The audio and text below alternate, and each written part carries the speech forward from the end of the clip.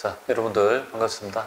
자, 오늘은 우리 전 시간 이어가지고 우리가 이제 회계라는 걸 뭔지를 전 시간에 배웠다면 이번 시간에는 구체적으로 회계를 만드는 이 장부를 기록하는 방법을 좀 학습해 보도록 하겠습니다. 우리 저번 시간에 회계는 결국은 정보라고 했습니다. 그래서 정보라고 했고, 이 정보의 유체는 뭐라고 했습니까?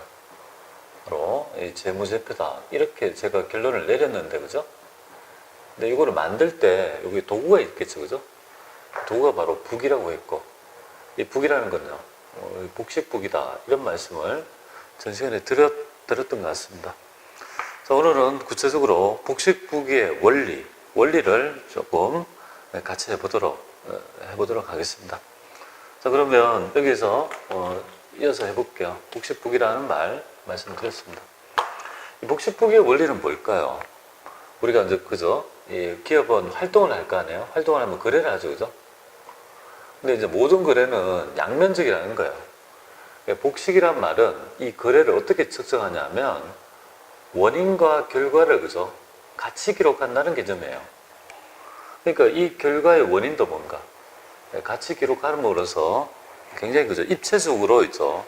이 정보를 만들 수 있다고 보시면 돼요. 우리 이전에 단식북이 같으면 현금이란 한 측면만 얘기했잖아요, 그죠? 한 측면만 얘기했으니까 그죠? 정보를 만드는 한계가 있는 거고, 복식북이는요, 양 측면을 기록한다 이 말이죠. 그러니까 이제 그죠? 입체적이 될 수 있다는 거예요. 그러면 이게 양 측면을 기록한다는 것 때문에 뭐예요? 우리 기록하는 측면, 장부를 기록하는 측면이 바로 두 개가 될 것이고, 왼쪽을 차변, 오른쪽을 그래서 대변이라고 할 수밖에 없는 거예요. 이렇게 나눠서 우리가 이제 그 기록하는 방식을 설명하고 있습니다. 그럼 복식부의 원리를 조금 여러분들 같이 한번 볼까요? 복식부의 원리는 이렇습니다. 우리 정보의 요체는 말 그대로 재무제표고, 이 재무제표에서 가장 중요한 것은 바로 재무상태표라고 했습니다. 재무상태표라고 했고, 그 다음에 손익계산서. 이쪽에 여러 가지가 있겠지만 이 두 개가 가장 중요한 재무제표다. 그렇게 보시면 됩니다. 그러면 재무상태표를 구성한 요소는요, 우리가 자산과 자산, 부채, 자본이고요. 자본이고, 손익계산서를 구성한 요소는 수익과 비용이다 이거잖아요, 그죠? 물론 포괄손익계산서에서는 포괄이익이라는 개념이 있지만, 그럼 지금 요소가 지금 5개잖아요, 그죠? 우리 5개다 이거죠, 5개. 이 정보라고 하는 이 구성 요소 이 5개를 뭐예요? 어떻게 기록할 거냐, 이게 기록을, 그죠?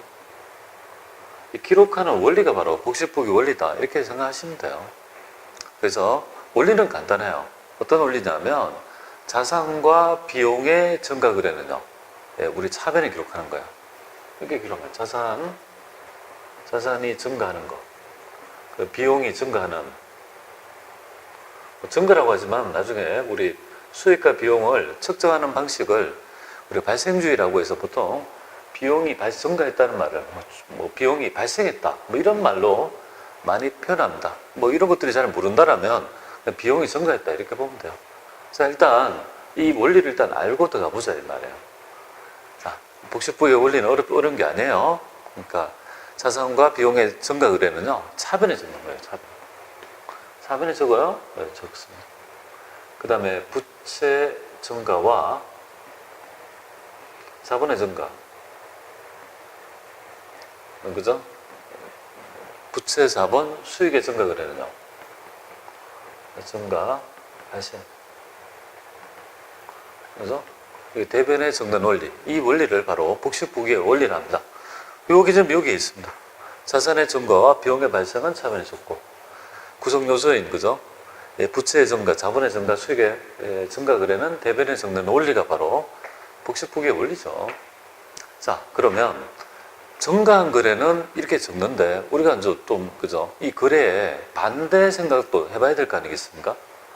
그러니까 자산이 감소하면요, 그러면 반대로 적어야 될 거 아니겠습니까? 그럼 자산이 감소하면 그죠? 대변에 적는 거고, 부채가 감소하면 이것도 차변에 적는 거고, 자본이 감소하면 차변에 적는 거. 비용이 방수하면. 소멸하면, 그죠? 대변에 적는 거고. 수익이 감소하면요. 소멸이 되면 결국은 이 대변에, 차변에 적는 거 아니겠습니까? 그 얘기가 바로 여기에 있는 거예요. 그러면 결국은 우리의 있죠. 이 북식부의 원리를 적을 수 있는 있죠. 원리가 나타났는데요. 결국은 그럼 요거 두 개를 합해가지고 이렇게 보세요. 이렇게. 자, 결론은 결국은 이렇게 될 겁니다. 그래서 지금 요 적은 부분이 뭐야? 이렇게 지금 결론을 내고 있습니다. 그래서 원인과 결과, 그러니까 원인이 차변일 수도 있고 대변일 수 있는 거예요. 원인과 결과, 요 원인과 결과는 뭐라고 했습니까? 바로 인과관계라고 했죠, 그죠? 인과관계는 꼭 알자 이렇게 했잖아요, 그죠? 인과관계. 인과관계. 모든 거래는 있죠. 인과관계가 있다 이거죠. 요거를 밑에서 배우겠는데요. 요거를 다른 말로 거래의 이중성이란 말로 표현합니다. 모든 거래는 이중적이다. 이 이중적이란 말 자체가 뭔가? 인과관계가 있다. 이렇게 보시면 될 것 같습니다. 그죠? 자, 원인과 결과를 여기에 적는데, 결국은 차변에 그럼 몇 개가 되겠습니까? 5개. 대변에 몇 개죠? 5개. 이렇게 되겠습니다. 그런데, 그러면 뭐 어렵지 않잖아요. 그죠? 근데 이 사람들은 왜, 그죠? 부기를 어려워하느냐 하면, 얘가 단편적으로 여기에 5개 나타나고 5개 나타나는 게 아니고, 만약에 있잖아요. 이게 곱해서 뭡니까? 25가지의 뭡니까? 경우의 수가 나타날 수 있다 이거죠. 물론 얘가 다 나타난 건 아니지만 이 말이에요. 그러면 여기에 결과가 자산이 증가했다 가정할게요. 결과다. 만약에 원인과 결과 중에 얘가 결과다. 가정인 거예요. 결과다. 뭐 자산 같으면 뭐 돈 되는 재산이니까 그죠? 현금일 수 있는데 그럼 이 증가한 원인이 뭐야? 이 결과의 원인은 여기 있는 거잖아요. 그럼 원인은 여기에 있는 거잖아요. 그죠? 원인이 얘가 될 수도 있고 얘가 될 수도 있고 얘가 될 수도 있고 얘가 될 수도 있고 얘가 될 수도 있는 거예요. 그러니까 결국은 이 경우의 수를 따져보면 25가지가 되는 거 아니겠습니까? 물론 여러분들이 25가지를 다 알 필요는 없어요. 우리가 거래를 통해서 가장 대표적인 한 8개 정도의 있죠. 가장 대표적인 모형만 좀 이해하면 돼요.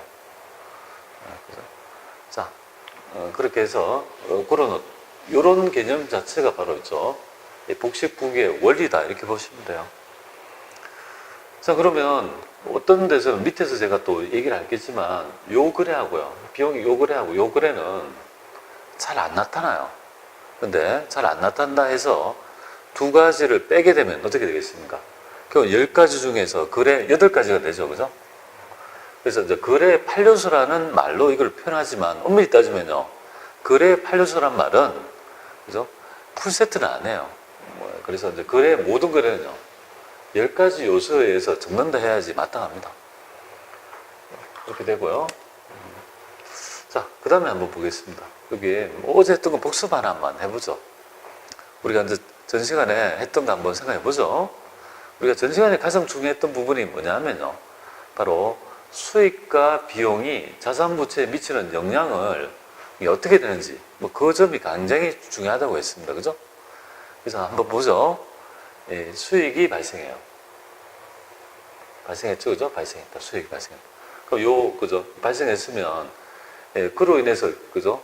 자산과 부채의 증가만 한번 따져보죠. 보세요. 수익이 발생했어요? 그러면, 그로 인해서 뭡니까? 여기 자산이 증가하고, 부채가 감소하지 않습니까? 요렇게 되는 거예요. 요렇게 원인과 결과 요렇게 매칭하는 거예요. 제가 했잖아요. 수익이 증가하면 자산이 증가하고 부채가 감소함에 따라 뭔가 그로 인해서 종속적으로 자본이 증가한다고.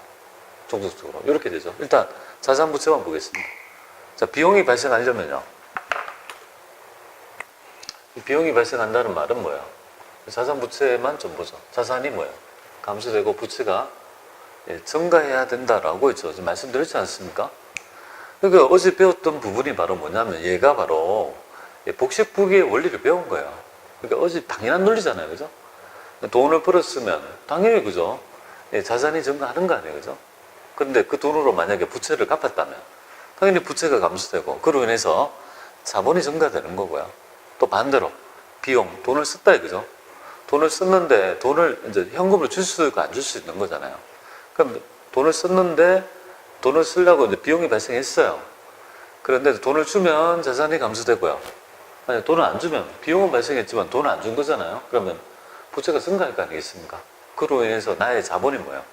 감소되는 있죠. 종속성을 가진다. 뭐 이런 걸 얘기하죠. 그죠? 그러니까 여러분들이 어제 배웠던 개념만 이해한다라면 이 복식부기의 원리를 그렇게 너무 어렵지 않게 할 수 있다. 이렇게 생각하시면 되겠습니다.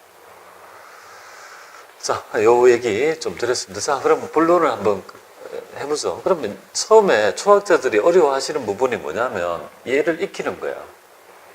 여러분들이 아마 이걸 처음 이 영상을 보는 분들이나 계신 분들이 처음 듣는 분을 가정에서 수업을 드리고 있는데요. 처음에 얘를 익히기 상당히 어려워요, 보면. 그래서 어느 정도를 요구하느냐 하면 구구단을 외울 때의 적극적인 뭡니까? 대답을 할 수 있도록 그 정도를 요구합니다. 뭐 예를 들어가 말씀드려 볼까요? 자는 사람을 깨워요. 자는 사람 막 깨워요. 그러면 졸린 눈으로 막 일어날 거 아니겠습니까? 그 사람한테 물어본다고요. 자본의 감소는 어디에 적습니까? 하면요. 자다가도 뭡니까? 부지불식간이라도 뭡니까? 당연히 뭐예요? 여러분들은 당연히 자본의 감소는 차변에 적죠. 이렇게 얘기할 수 있어야 된다고요. 그죠? 근데 그 정도를 익히려면 아무리 얘를 째려보고 있는다고 그게 되는 게 아니잖아요. 그죠? 네, 그래서 어떻게 익히냐면 거래를 통해서 앞으로 우리가 배우게 될 여기에 담아놓고 있는 거래가 상당히 많아요. 그 거래를 통해서 자연스럽게 뭐예요? 계속 그죠? 기록하시다 보면 자연스럽게 그거를 그죠? 예, 체화해서 익힐 수 있다 이렇게 보면 돼요. 근데 여러분들이 중간에 가다가 이거를 그죠? 포기하는 이유가 뭐냐면 기본적인 몇 번 연습하다가 뭐예요? 말아보니까 그래요. 꼭 당부드리는데 제가 그래서 여기 책에 보면 이런 말을 적어놨습니다. 복식부기의 원리를 모르면 한 발짝도 나아갈 수 없다. 완전히 체화해서 구구단을 암기하는 때와 마찬가지로 적답이 나올 수 있도록, 그죠? 적답이 나올 수 있도록 노력할 것을 당부드린다라고 좀, 그죠? 유의할 점을 이렇게 적어 놓고 있습니다. 자, 이 점 굉장히 중요하다, 이 말이에요. 여러분들, 예를 들어 볼게요.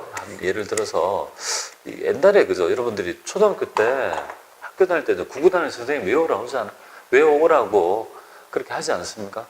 그래서 내일 뭐 구구단을 외워. 그리고 내가 랜덤으로 이렇게 취직할 거야. 선생님. 그러면 그 전날 뭐야?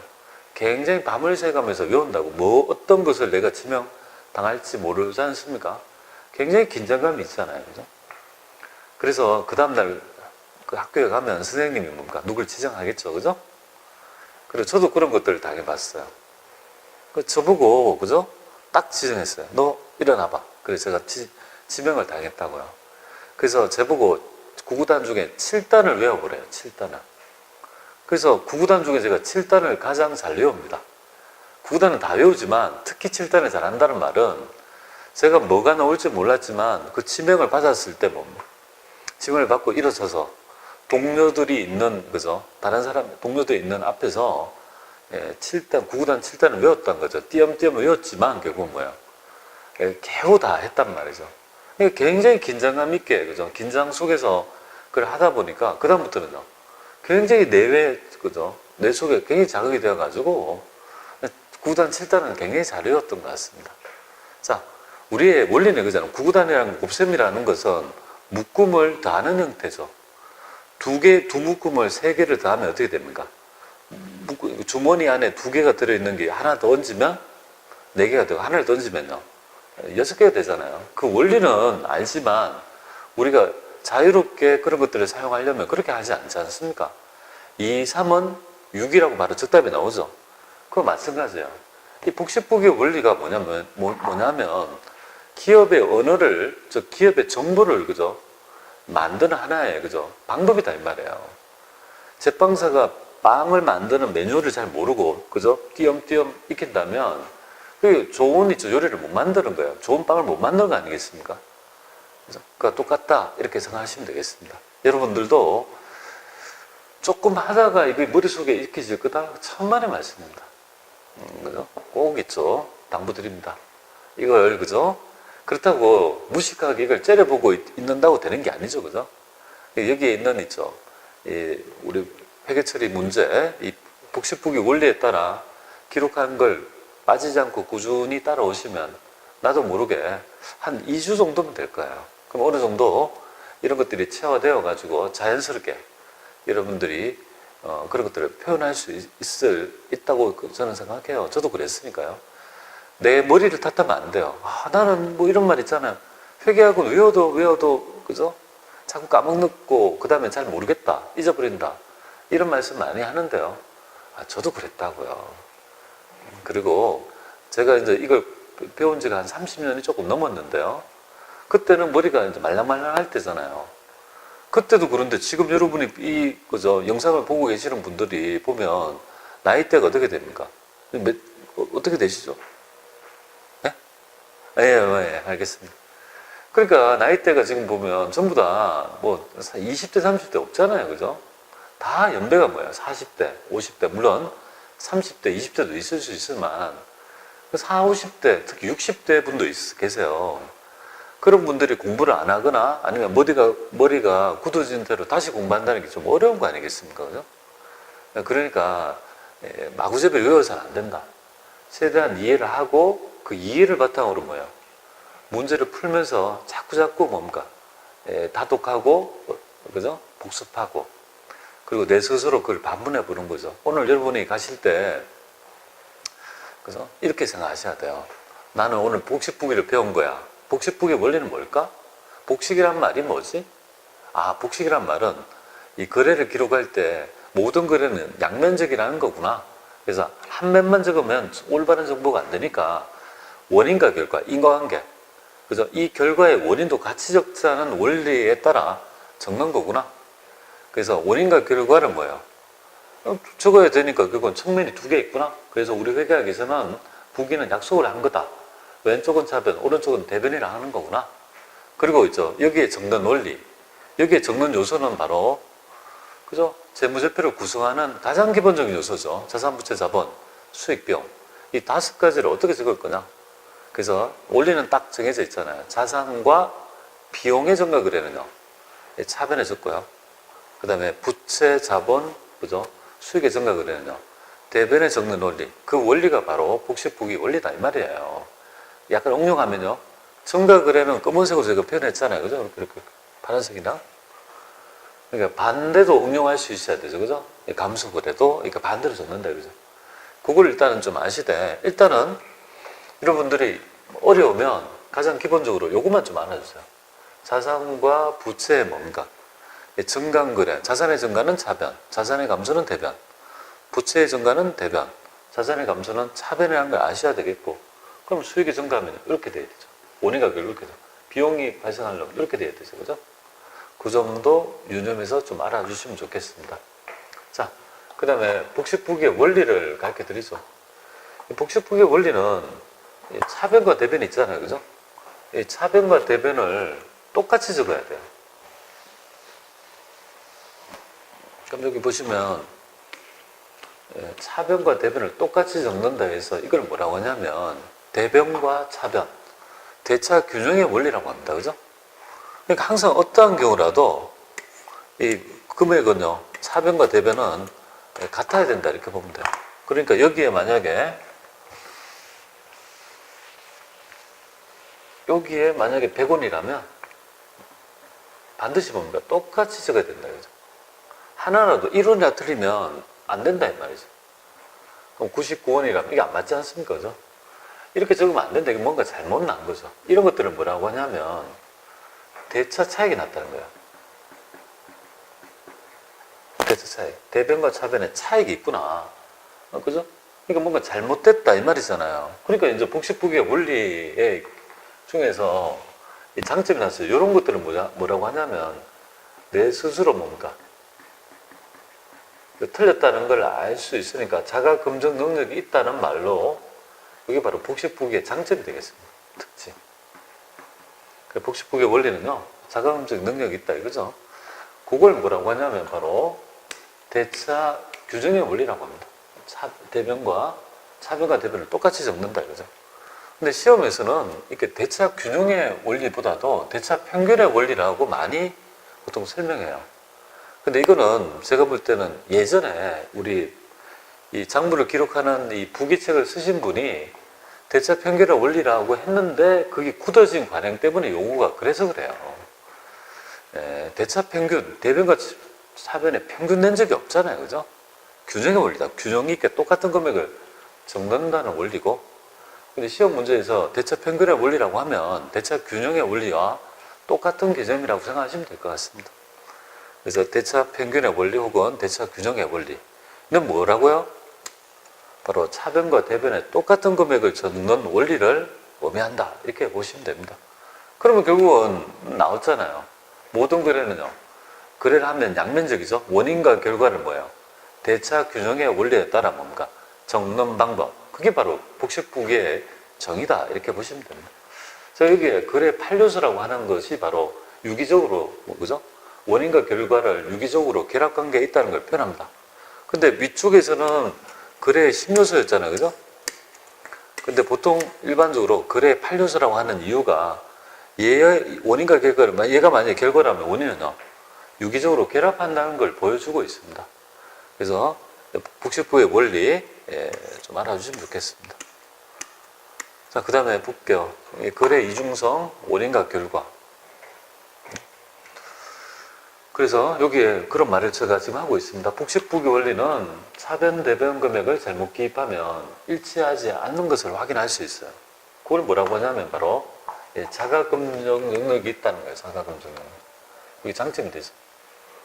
그리고 회계거래에 있어가지고 차변과 대변을 양쪽에 동일한 금액을 이중으로 인식함으로 이를 뭡니까?